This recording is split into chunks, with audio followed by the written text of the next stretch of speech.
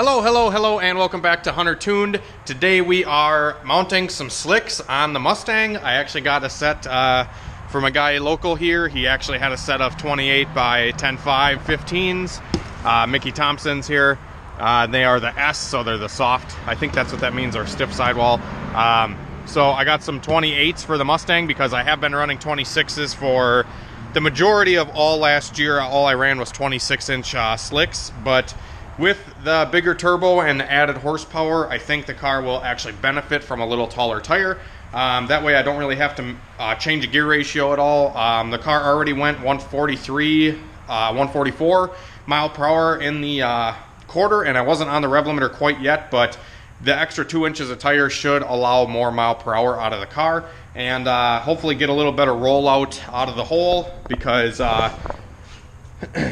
with the 26-inch tire, it kind of just like, you know, it can plant all that tire to the ground pretty easily, where if you have a larger tire, it allows the car to kind of roll out of the hole a little better. It's a term that a lot of drag racers use, and I'm hoping that the 28 will actually help, like I was saying. So I got the my new weld wheels actually in the back of the truck right now. I got my skinnies over there, and I'm gonna actually go to my old work. They have a tire machine, and I'm actually gonna swap out the old 26s that are on these wheels, and they're completely shot. They're like all cracked to shit and dry rotted and whatever. And then last year, at the end of the year, I was running on tires that were all cracked and shit, so I definitely needed a new set of tires for the Mustang, and we're gonna see what it all entails to get a 28-inch tire to clear on this car. I heard that you just need a big sledgehammer, and hopefully we can get it to fit. So we got the pups out at the shop today. They're all playing around. Christine's out here, and we're just throwing the balls out for the dogs right now. They're enjoying the nice weather, as we are. And later we're probably gonna throw Michael's car on the dyno. We did get a couple pulls in last night on Michael's car, but we were having some issues with the dyno because the dyno would not unload. It was just loaded all the time, and I couldn't figure out why it wasn't unloading. And it turns out that the controller was actually set to constant speed, which means that the dyno is always going to have a load. And I didn't even notice it till we were messing with it for frickin' a few hours, and then by the time I got home it was midnight. So we kind of just called it for last night, but today we're going to get a fresh start on Michael's car and show you guys some cool stuff with tuning a camshaft on a single cam. It's a little bit easier than a dual cam motor, but we're going to play with his camshaft to get the power band set where we want it, and then maybe make a couple pulls and see where we can get Michael's car ended up at. He wants to beat Christian's number of 370, which I think should be fairly easy. I think last night on like 12 pounds of boost he was already making 220 or so with the cam not perfect. So I'm sure on 20 to 30 pounds of boost he'll be making well over that 370 mark. We are actually trying to get both cars ready because the track should be opening this Saturday because the weather is a little bit nicer now. Last week was supposed to be opening weekend for the track, but we did get some late season snow and they had to cancel the track. But with the weather that we're having lately, the forecast is saying that it's supposed to be mid-60s this Saturday, and should be perfect weather for racing. So I'm not taking any chances. I'm getting everything ready for the Mustang so we can take that thing to the track. Alright guys, so I actually just got back from mounting up the new slicks, the 28s for the Mustang, and these things are ginormous. They're like big balloons. We actually put one of them on the Mustang already, and let me just say they don't fit. So we have to trim the bumper, I think, in the back, and then maybe like part of the front of the fender there, and then I'm probably going to take it over to my buddy's and have him roll the fenders, because he's got a fender roller, and he's probably just going to bring this lip out a bunch so it doesn't rub there, and then we'll just have to trim on the sides, and we should be good to go. It didn't look like it was going to rub on the inside at all, or even up top, so I'm hoping that we'll be all good to go. I'm super excited. These tires are very good condition compared to what I've been running. I've been running complete junk on that car for the longest time, like dry rotted shit tires, and these ones are actually in really good condition still, so that's pretty cool. We just got Michael's car on the dyno, so we're going to be doing some pulls on the dyno with Michael's car here, dialing in his camshaft and kind of showing you guys the differences with you know, where the cam is, if it was at -2 degrees or 0 or -4 or wherever, and we're going to play with the cam until the car is happy and makes the most power, and then we'll kind of explain some of the stuff that's going on with it as we go, I hope. But we did get another Prime Pantry box today, guys, from Adam. He sent a bunch of these already, but he got some more. We got some Kellogg's Fun Pack cereals here. We got some more Slim Jims. Yeah, we got more Slim Jims, Michael. We got more water, so we have 12, 24, 48 waters now. Actually, more than that. We've been kind of going through some of the water, but more Propel, just awesome snacks for the shop. So I cannot thank him enough. We got to start stocking the fridge here, but we haven't really left a lot of the power on every night. We usually just kill the main breaker when we leave. So during the summertime, I'm probably going to have to figure something out with leaving the electricity on. But I'm trying to just be a cheap ass and not, you know, because I haven't gotten the freaking electric bill still, and it's been almost 2 months. I don't know how much the electric's going to be here, so I'm not trying to, like, you know, go crazy and leave all the lights on and stuff when I'm gone if, you know, it's going to be expensive. I don't know how much power this place is going to take. But anyways, so Michael's getting the car strapped on the dyno here.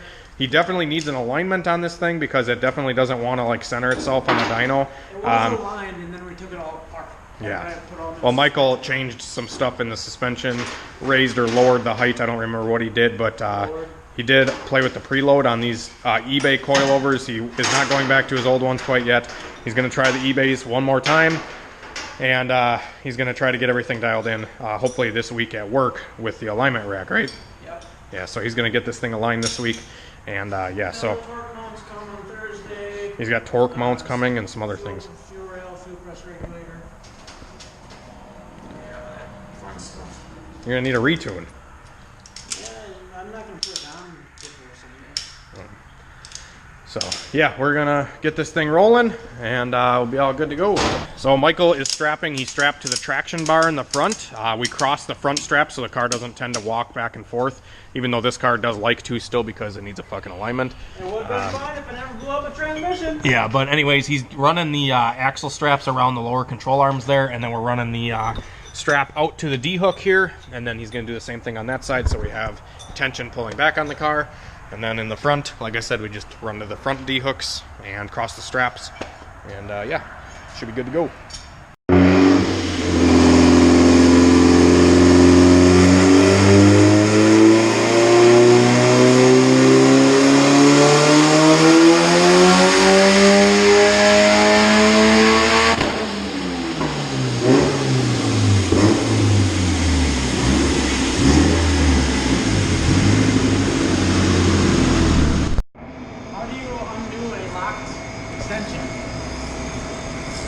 Well, we just did a pull on Biggie's car, and if you guys heard in the video, it popped and like it started coming on the two-step because as I was going through the pull, the speedo was coming in and out because his speedo actually was popping out of the transmission because the tab on his speed sensor is busted off. So we're actually taking one out of the $200 pile of shit Civic here because it has a good speed sensor. So Michael is ripping it out quick, and we're gonna swap the speed sensors over and then give it another try. But first hit of the day, we made like, let's see here. It wasn't even a full pull, but you can see it came out of VTEC here. It was on a mission trying to pull up, pull, but hang on, let me synchronize these graphs here. Okay, so the one that it just did is this one. So we were on a mission making good horsepower, and it was coming up, and we hit the speed sensor, glitched out right here, and that's when it dropped off and started hitting the two-step. So but it was on a mission, almost making 300 horsepower already. This is pretty low boost, like 14 pounds, and we might have the cam a little bit too retarded. I'm not exactly sure. We want to see peak torque around 5,500 RPM, and we're seeing it currently around 6,500. So we might have to advance it a degree maybe. I don't know, we'll have to play with it a little bit. But pretty much when you advance or retard the camshaft, it's going to shift where your peak torque is. So if we are making peak torque at 6,500 right now and we advance it 1 degree, it might come down to 5,500, etc., etc. So if we retard it, it's going to bring the power way up here, which we don't want the power too far up because Michael has had issues in the past with spinning bearings, so we're trying to keep the rev limiter below like 8,500 and make peak torque around 5,500. I think that'd be a good goal to shoot for, but it may not make consistent peak torque because this setup is boost creeping very slightly, So the torque may be increasing as we go up. We figured that out last night. We were doing a couple pulls and kind of figured out that the boost was actually creeping about 2 pounds between 6,000 and 8,000 RPM. It started around 12 or so and ended about 14 and a half pounds of boost. So yeah, we're just doing data logs and running through the tune on Michael's setup here quick. So yeah, we'll catch up with you in a minute when we get the speed sensor swapped.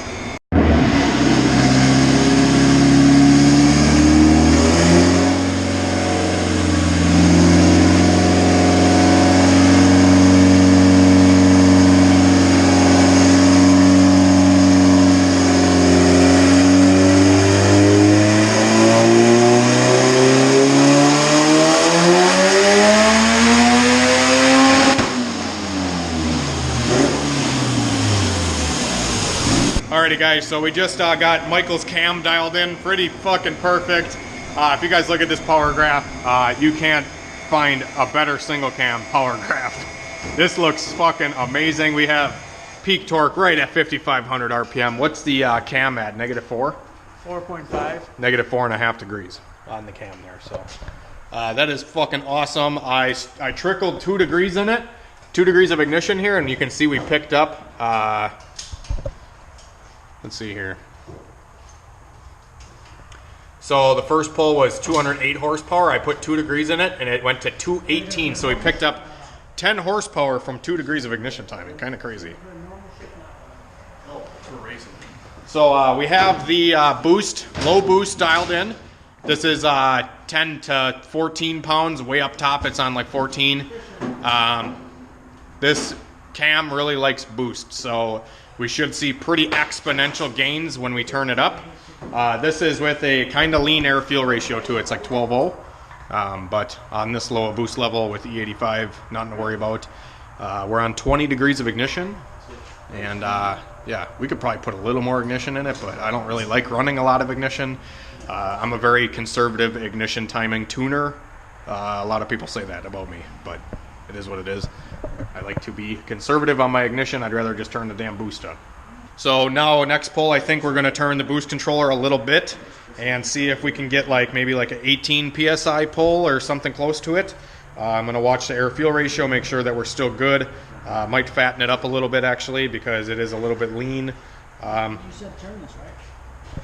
Yeah, just a little bit probably. Alright. Is that doing something? Or do you know your how well do you know your boost controller? Well, we already found that one out at one time. We hit 35 pounds. Oh yeah.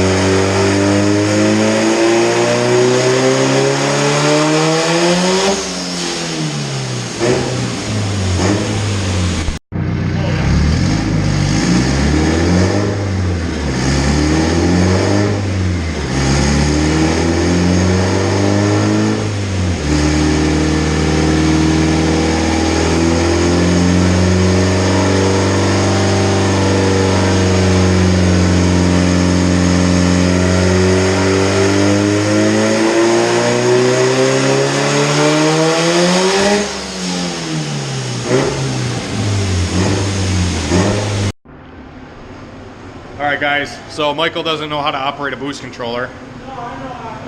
He was a little concerned and told me to set the boost cut a little lower, and we hit it 3 or 4 pulls in a row. We hit the boost cut because he didn't have his boost controller dialed in the way it should have been. So he backed it out now, and hopefully we can get a little bit lower boost and get this thing around 18 pounds. I'd like to slowly work up on the boost. That way we can tune the entire fuel map how we want. And then, yeah, so we're going to keep working at it, and we'll video it as we go.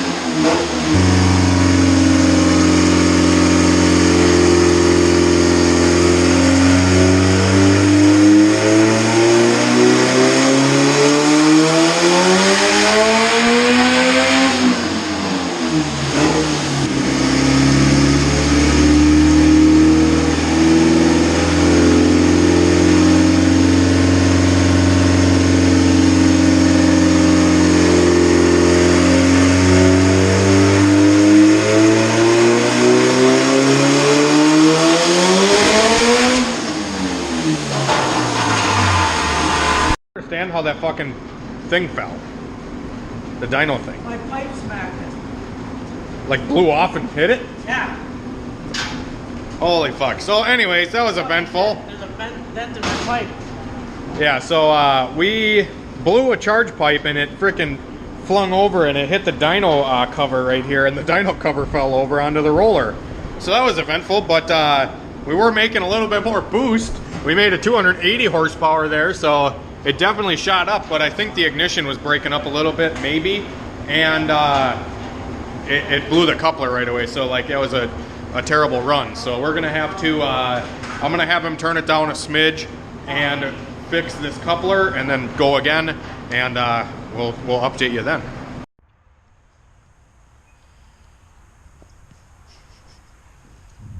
All right, guys. So we have been messing with Michael's car for what seems like forever now. We've been playing with the cam since last year, and we've never really been able to get Michael's cam dialed in to where it makes good power. It just doesn't seem like it makes good power for the setup. This is a GTX 3582 with a little bit small hot side. It's a 63 AR hot side, comp 59500 camshaft. It's got dual springs retainer, or you know, the upgraded springs retainers in the head. Edelbrock Performer X intake, Skunk 270mm throttle body, 2.5-inch intercooler piping, top mount manifold, wide open exhaust, everything. And this thing on 20 pounds of boost isn't even making 300 horsepower. We have played with the cam from +4 to -8. It's on time, like it's set top dead center, like the marks are all lined up. We've had a lot of issues. Like we just checked the VTEC screen. I unplugged VTEC, it loses power. I lost 50 horsepower actually when I unplugged VTEC. But we had a couple of good power graphs, but like it just doesn't seem like it's making as much power as it should. Like even we took it out for a drive last night after we dynoed it a bunch, and it does feel like a 250 horsepower car what it's dynoing at on like 18 pounds, which like I said, for this setup it just seems like it should be making more. So I don't know. We're gonna play with it some more here soon, but I'm gonna run over to my buddy's place and we're gonna roll the fenders for the Mustang quick and get that done so we can get the Mustang ready for racing. It is raining out right now. The roads are probably a little wet, but we're gonna take the Mustang and send it anyways. We got to throw one of these wheels in the car and some lug nuts to take over there so we can test fit the wheels and make sure everything fits. And then yeah, we'll pick up when we get over there. Alrighty guys, so we went over to my buddy's house. He didn't really have time to mess with my fenders. It's actually the next day now. I'm wearing the same clothes. Fuck off. But anyway, so we went to my buddy's house and then messed with the Mustang all last night. I didn't really film a whole lot of it because, you know, people probably get their panties in a bunch because I cut the car up. But we did get the 28's fitted on the car, and it looks really good. I'm walking out to the car right now. We had to trim the fenders in the back, and I'm going to put some seam sealer, not some seam sealer, but like some, you know, trimming over the cut. We're going to take a vacuum line, cut it in half, and then run around so it's not jagged where we cut. But we got the backs trimmed up. Everything looks really good. The tire fits perfectly. I'm super happy that we got a 28 to fit on this car. Like fits good. Christian and Michael sitting on the back, it doesn't rub. So I don't know how much the car's really going to squat, but yeah. Alrighty guys, so we got the Mustang pulled into the shop again, and we got the slicks and skinnies all mounted like you guys already seen. We got some trimming on the fender where we cut it, and I'm probably going to end up getting some fender flares for the car, and I think it'll look really nice with the flares on it, but for the time being we just put some stuff over the cut so it doesn't cut into the tire.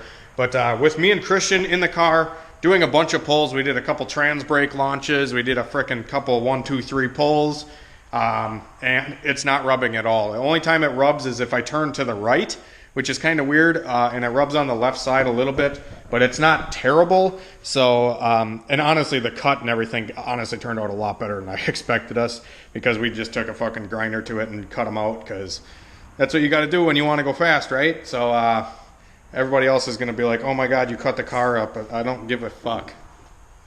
What I think it is my car, so. What I think is really funny is it was rubbing on the skinny guy side. Yeah, Christian's side wasn't rubbing at all. Yeah. That's what's funny. But anyways, we did a shitload of pulls in this thing, and well, if you guys watched last year when we had this thing out, the oil gets washed out really fast on this thing, and when it does, it runs really low oil pressure, and by the time we got done driving it for like an hour, beating the shit out of it, we came back, and at idle it's down to like 5 psi of oil pressure, which is really low. And now, even after it's sat for a long time, it's still only like 15, 20 at idle, which is really freaking low. And I was worried about this when I first got this thing back together. And I mean, it probably needs a set of cam bearings or rod bearings or something, which I'm going to do. But for the time being, I think we're just going to change the oil again, throw some thick stuff in there, like 2050 or so. Because every time when I change the oil on this thing, it comes right back up to 40 psi. How it should, but as soon as I beat the shit out of it for, you know, we did a bunch of dyno pulls and beating on it on the street and all that kind of stuff, it definitely, you know, the oil gets thinned out really fast. So got to keep the oil changed on that thing as much as I can. And Michael's car, we actually figured out some more stuff with it, so I'm gonna leave you guys off here with what we found out with Michael's car. He took the turbo off of his car because the turbo started making noise. And he found out that his restrictor on the turbo feed line was clogged. So it was actually causing his turbo to not spin as fast and not create CFM probably. And his restrictor was clogged up with shit from the last couple motors that blew up. So that was a big find. He's throwing it all back together now, and hopefully the thing will make some more power, because it's definitely down on power. And if the turbo's been dry for like a week. Or more. Yeah. The turbo, the whole time on the dyno, all this whole video, the turbo's been dry. This is all one video? Yeah, it's all one video. Like 4 days? It's been like 4 days, yeah. Oh, okay. Michael's car, the turbo's been dry the whole fucking time. There's been at least 40 pulls done on it. Yeah, dry turbo. VS Racing quality fucking turbo. Let me know another turbo that runs this fucking long with no damn oil. Because the restrictor was literally plugged shut. Yeah. Want to go see it? What? It's all back together. Oh yeah, they're gonna have to wait till the next video. Oh. Bye. This fucker's probably a half hour long or 40 minutes. Yeah, but I'll send it. I'll send it. Hopefully you guys enjoyed and made it to the end, and if you did make it to the end, please hit the like button, subscribe, and hopefully the Mustang motor is okay. Michael's a dumbass. Yeah, Michael's a dumbass.